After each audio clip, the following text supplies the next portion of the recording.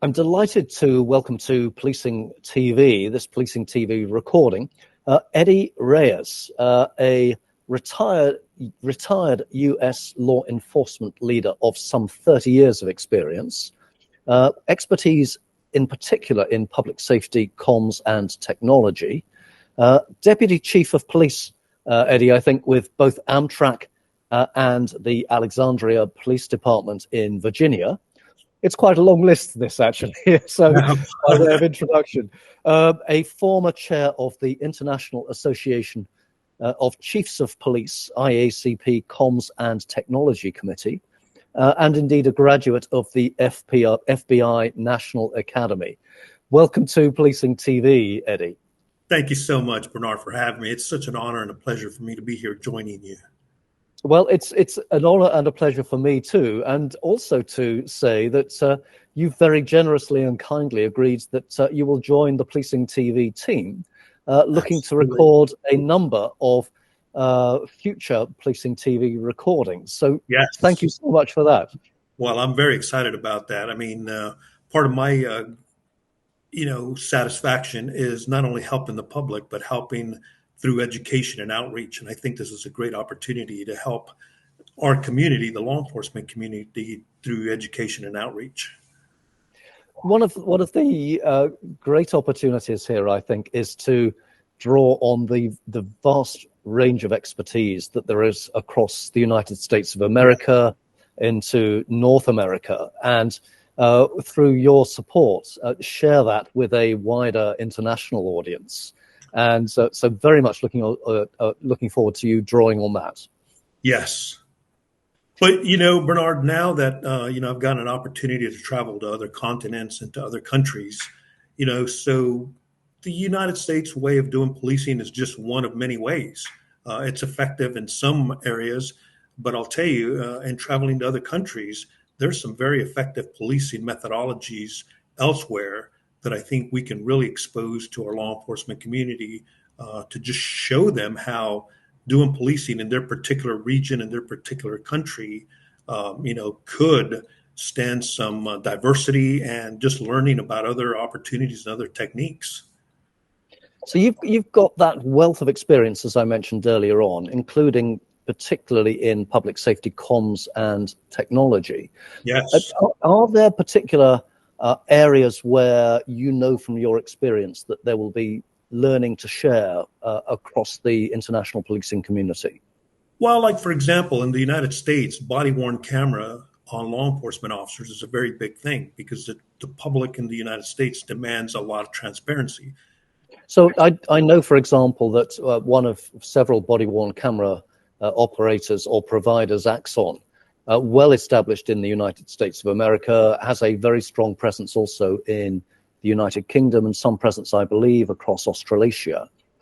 Now, that sort of experience, would you describe the body-worn video camera as a useful piece then of technology? Oh my God, yes, absolutely. So when I was Deputy Chief of Police in Alexandria, Virginia, what absolutely prompted us to start considering body-worn cameras, this was early on before a lot of departments really even had body-worn cameras, was there was an arrest incident. It was a simple drunk in public arrest, but the person started acting up, and his friend that was nearby started videotaping on his personal cell phone, and immediately started aggravating the situation that wasn't aggravated at all. And then suddenly his friend started playing into the situation and kind of just like collapsed onto the floor on his own. And then his friend, who had been recording on his phone, puts the phone down towards the ground so that we weren't seeing the officers anymore. And then he started yelling, "Stop hitting him, stop hitting him." And then, of course, put the camera back up. And you would think that the most ideal time for him to record, if the police were in fact hitting him, was when they were hitting him. But in fact, they were not. And so he conveniently put the phone down. But nevertheless, he sent that video on Facebook at the time, which was big back then. And, of course, it got a lot of attention, and we had nothing to compare. There were no officer videos, and there was no video at the facility that could prove that what they were alleging had happened had in fact not happened. And that's where I became astonished that, oh my goodness, this is a perfect example of why we need to implement body-worn cameras at our department. Because in a liability lawsuit type situation, if you don't have your evidence to contradict any false allegation, it's going to be pretty difficult to prove in court. So some of the experiences that you also have relates to the public safety comms side.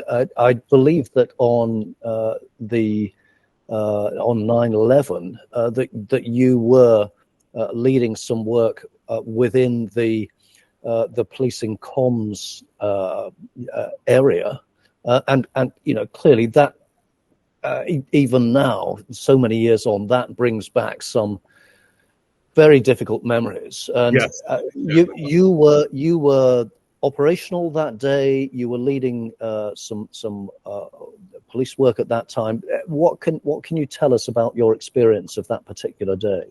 Well, on September 11th of 2001, exactly like you said, Bernard, still, some very raw memories there. I was the director of the 911 center in the city of Alexandria. And so Arlington, Virginia, which is where the Pentagon is located, is a jurisdiction or a county that touches borders with the city of Alexandria. So we work very closely. We're very close in size, and the two departments have always worked very, very closely. And so on that particular day, of course, a lot of Alexandria police officers responded to support because that was a very enormous crime scene and required a lot of resources that came in from as far away as New Jersey and New York on that particular event. But I helped to supplement the Arlington County 911 Center because, as you can imagine, that single incident just completely overwhelmed their center. And so my support to the Arlington County government was to help them with the day-to-day emergencies, because even though everyone had responded to the Pentagon, there were still people having the regular routine everyday emergencies in the county. And so helping them triage those with not only our communications capability, but our first responders, that became a very big part and very big role that we played that day. And by the way, that event lasted for months. So what I think a lot of people don't understand is just the magnitude of the event and just how long it lasted. There were people still in that building for months to come. We will talk in much more detail about your previous experience when you and I next get to meet in a small number of weeks' time, and we'll produce a further Policing TV video about that experience and your own personal insights into policing in the United States and indeed elsewhere. Let's come back, though, in this relatively short initial recording to talk about what it is that you see then recording for Policing TV over the coming weeks, months, and maybe even years, the sorts of guests that you would hope to invite in, and the sorts of topics that you would be looking to explore. Well, I think primarily, Bernard, I want to explore the world. And so in that manner, I always befriend law enforcement officers, whatever part of the world it is that I'm traveling. I have found out, just like when people used to walk up to me and want to introduce themselves to me, I was always very friendly about that. And I have found that most police officers, as soon as you tell them that you're also a former police officer, their guard comes down and they're very willing to, exchange a few, greetings and ideas with you. And so my expectation for the next coming months with Policing TV is to travel the world, talk to as many police officers, police leaders as I can, and just get an idea from them as to how policing is in their particular city and their particular country, and just share with our audience just some different ways of doing policing and different experiences from policing around the world. So we'll be looking to do that both virtually and in person, Eddie. So what I would say to our audience today is if you feel that either you or colleagues of yours or others that you might suggest would make for an interesting guest on one of Policing TV's recordings, then do get in touch with me or Eddie, or indeed the wider Policing TV team. Also, if you've got topics that you think that we should be looking to explore, whatever your jurisdiction, anywhere in the world, then please do approach us. And perhaps one final or near final point from me, Eddie, unlike me, you are fluent in Spanish. So we're also looking to produce some Spanish content now, I think. Yes, very excited about that, because any coverage that we can get about South or Central America or any of the countries really that have a predominance in the Spanish language, would love to do interviews and exposures in policing in Spanish. Fantastic. Eddie, for the time being, let's leave it there. We'll pick up again in a handful of weeks with some further in-person insights. But for the time being, can I welcome you to the Policing TV team?